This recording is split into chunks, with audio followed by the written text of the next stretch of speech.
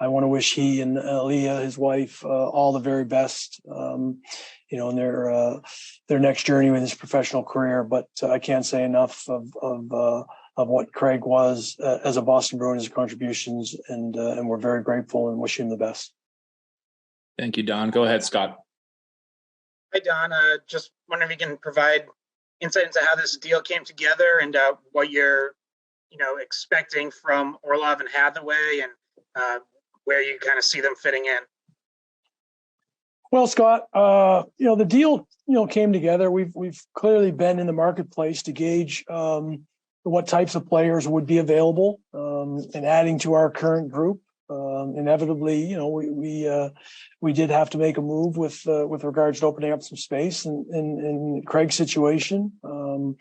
But I think we were trying to attack in two different areas, and both Dmitry and Garnet, I think, bring some attributes that will complement our group. Now we just hope we stay healthy and try and take a run and play our best hockey at the right times. It's going to be a hard path. It is a hard path to get in, and it's even harder once you are to take a run. Dmitry's got a Stanley Cup ring, brings a lot of veteran leadership to our group, and plays in all different situations. And Garnet's a hard-nosed guy that's going to be wired. The way we use our bottom six and try to create some anxiety in the forecheck and to disrupt. He kills penalties, bigger body and frame, and they're both excited to be joining our team. Reminder to media, if you do have a question, please use the raise your hand feature at the bottom of your screen. We'll go next to Chris Ryan. Hey, Don, hope all is well.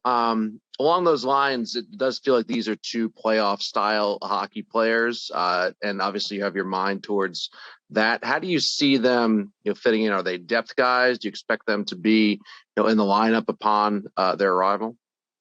Yeah, we've got some logistics for both players to travel and join the team out west.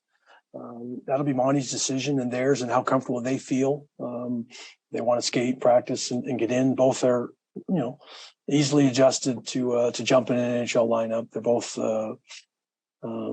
identity type players. As I referenced, I think the versatility in both players they bring. For the most part, I just think we're going to put our group together and obviously play the best players, but what the matchups are and how Monty wants to use them. And again, we got to stay healthy. We got to rotate guys around. Maybe there's an opportunity to I know that Monty's talked about, Patrice's situation and or the other guys, when push comes to shove, we're just going to put the best lineup together. And I think all of our group should understand that we were in this to try and deepen, what our team looks like. And no idea who we're going to play. We got to go in and qualify. I think we're in a really good spot, because the team has played that well. And, we're trying to reward. We have an ownership group that's supportive of, when the team's in position to give us the resources to add. I can't say enough about what our pro staff has done to try and get us in this position to add, and all the work that they put in, the communication we've had.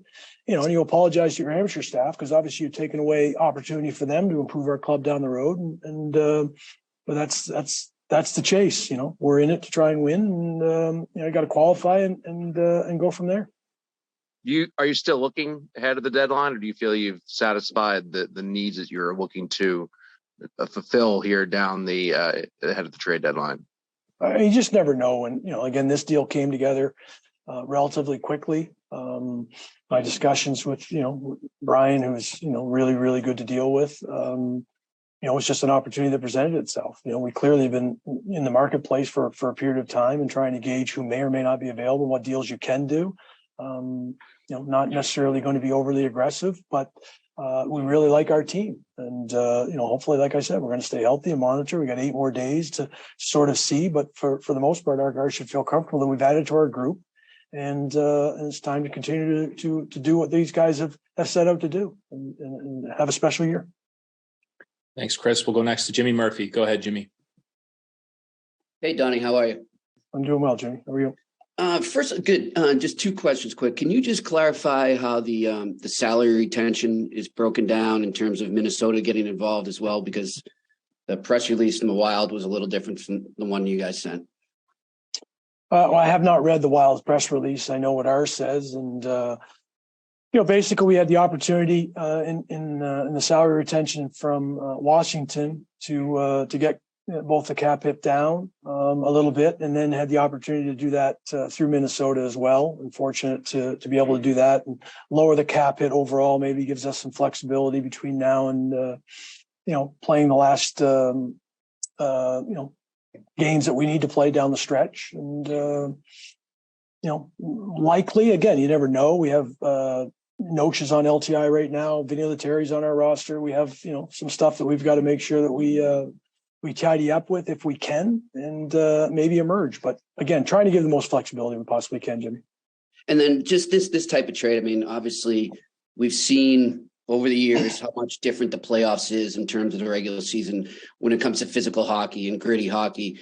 How much, in your perspective, how much of this is adding that type of style into your lineup? And you already had some of it, but how much more do you add with it? I mean, our roster is battle tested. I think when we play any type of game against any type of team, we're able to react accordingly or dictate accordingly. I think we were trying to complement and add to that. And, we've had several players from Providence come in and go into our lineup and provide consistency in that regard. And that's what we want to try and do. We know that's a war of attrition when you go through. You got to get in, you got to qualify. You got 20 some odd games, towards the end of the year, and then the playoffs begin. You don't know who you're going to play. It doesn't matter, because who you're going to play is going to be a ridiculously tough opponent. And you've got to be able to dictate, we're tried to be consistent in how we're going to want to play. And I think both of these players add to that. And, they're excited to be part of our, games down the stretch and what lies ahead. Thanks, Jimmy. We'll go next to Matt Porter. Hey, Don, just to follow up on that, just specifically first, how important is the hit element that both of those players bring, not just the physical play or just general ruggedness, but specifically finishing guys, trying to be not predatory is a dirty word, but I think you know what I'm saying, like really trying to get a piece on the forecheck in the postseason. Well, I think I used the word anxiety. Overall, I think our group does a really good job of responding to physical challenges, and we can play any type of game. We try and play up tempo and in all facets of our game. And again, Dmitry and Garnet will add to that and complement. And again, just try to fortify for the most part. They're excited to come in and add to our team and, to address the physicality or how we're going to play. Like I said, it's up tempo, but it's really trying to play any style. I don't think there's a player on our team that doesn't, acknowledge that you're going to go through physical battles, and the wars of attrition that the playoff represent. So it's just time to go to work. I know, both obviously UFAs next summer, there's so much focus on now. Have you had any preliminary discussions with if they might want to be Bruins in the future? No, but we'll look forward to having that and get him acclimated. As I said, they've got some logistics and travel and leaving behind what was very comfortable and familiar to them and stepping into, joining a new team, getting to know their new teammates, getting familiarized. We'll take care of all the ancillary details that go with moving players around and making them feel very wanted and comfortable in and out of the locker room, and then their families included in that. And Dave, just lastly, just to clarify, Vancouver for them, or could it be Edmonton, or what are you seeing there as far as their availability? Working on travel logistics. Hopefully they're going to travel tomorrow, but again, that's to be determined. Gotcha. Thanks. Thanks, Matt. We'll go next to Kevin DuPont. I hope you can hear me. We good? Got you. Yep. Oh, good. Okay. Don, there was a contradiction in stories on the wire, so just to make sure, the Russian prospect does come to you, yes? Correct. Okay. He's on the defected list, yes. Okay. And needless to say, he's not the headliner in this, but what is your thought with him in terms of going forward? How soon? All of that? Yeah, we haven't had communication yet. He's been playing over in Russia and hasn't, our understanding hasn't indicated that he's going to play over here. But again, part of the transaction that, we made this deal come together with, and, we'll see where that one plays out. Okay. We won't have a chance to talk to the two players from Washington you got. What was their reaction when you talked to them? They're always shocked. Players are always shocked. I mean, in their case, they've been, locked in a playoff race and trying to, they've overcome a lot of injuries with their team. They've been ridiculously competitive and successful, part of an organization. And, so a little bit shocked, but, once they hear the the excitement in our voice of bringing them on board, I think it quickly shifts to what hockey players are wired to do, and that's to get back on the ice and where they're most comfortable and be welcomed by new teammates, because that's exactly what's going to happen. Are you inclined at this point? Let's presume there's no more trades to make, or do you feel at this point you're going to have to move somebody else off your roster?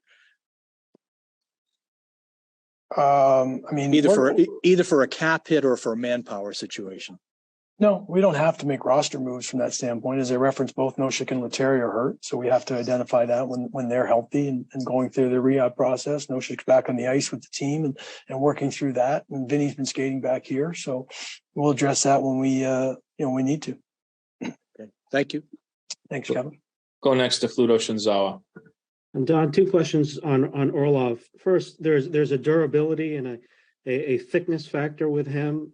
Just why did you feel you needed that kind of element on the left side? Well, as I referenced earlier, the versatility with Dmitry as he plays both sides, equally adept at it. He's a very, very good puck mover. Looks to get up into the rush. He's a shot mentality on the offensive blue line. Certainly defends with conviction, and does have an open ice mindset at times to be able to take away time and space effectively. We just think there's a real good hockey player there who's got experience and he's won a Stanley Cup and adds to our group, in any one of the areas that we think he can address and who he's going to play with. Okay. And then you've been on this crazy run of health back there with these same six guys playing for so long. I imagine you'd want to get Dmitry some reps to get him acclimated. Maybe this is Jim's problem in order to tell somebody that they have to sit out, but is there a degree of competition now, of an eagerness of guys battling for spots now that there wasn't before? No, I view it, and Jimmy and I have talked extensively about this, about adding to our group. I think it's a healthy position to take that, every guy wants to play, but we're now in a situation where we may be able to rest a guy if he is dinged up and he's playing through something, which we've had several guys do. Now we're in a position to be a little more conservative in those situations and just get ready, basically. Find the chemistry where Dmitry fits in best and who he fits in best with. We know this current group, and Jacob is included in that group that he goes in and plays tonight. So get him reacclimated to playing time. He hasn't played for an extended period of time. And we have other players that have come up, and Mike Riley and Strahls and Jack Ashawn, not to leave anybody out. But I think as a group, we have to understand that we generally haven't started the playoffs with the same six guys and finished it that way. So we have to be prepared, and that's what we tried to do. Time for a couple more. We'll go to Jimmy Golan and then finish with Butch Stearns. Jimmy, go ahead. Thanks, Don. Just taking a look back at the trade market in general, there have been some moves already. There's still a week to go. How do you see the market developing based on kind of what you've already seen? Oh boy, I'm not going to be predicting where things go next. I'm merely worried about where our group is and what we are trying to accomplish. And if other things present, then we'll take a look at them. Doesn't mean I have to be aggressive in any way, shape, or form. Minus the obvious. Injuries are always the unknown. But we've had several players from Providence. We went through a period of time where a lot of those guys were getting an opportunity. And we may do that going forward. But I certainly am not going to predict, where the market goes next. I mean, that's for all teams, all 32 teams, to continue to discuss, and the discussions will continue. Thanks. Take our final question from Butch Stearns. Go ahead, Butch.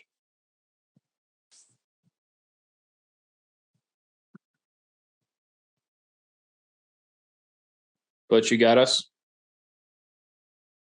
You got me now? Yes, got you now. Go ahead. Sorry. Hey, Donnie.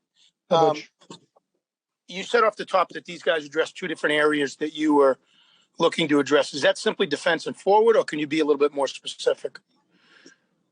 Referencing... Well, you said off the top you were looking to address these two areas that these guys address. I'm just trying to see if there's something more specific that they bring when you No, say two different areas? Again, strengthen both areas for us, both on the defensive side Okay. and the forward side, and again, I think both players in Dmitry's case adds a tremendous amount of versatility in being able to play both sides, contributing offensively, has a physical component to his game, has a wealth of experience, has won a Stanley Cup.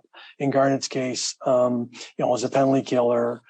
Can play, probably third, fourth line or middle six, as I would describe, and adds a dimension to our team to complement, the current guys that we rely a lot on in that regard. And I think he's, wired in the same way as Dmitry in being ultra competitive.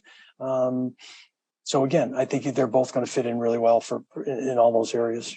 And finally, quickly, can you just making a deal more than a week out from the trade deadline, a little bit unusual. You got to be happy about the fact that you got what you wanted, and this came together with more than a week left until the deadline, right?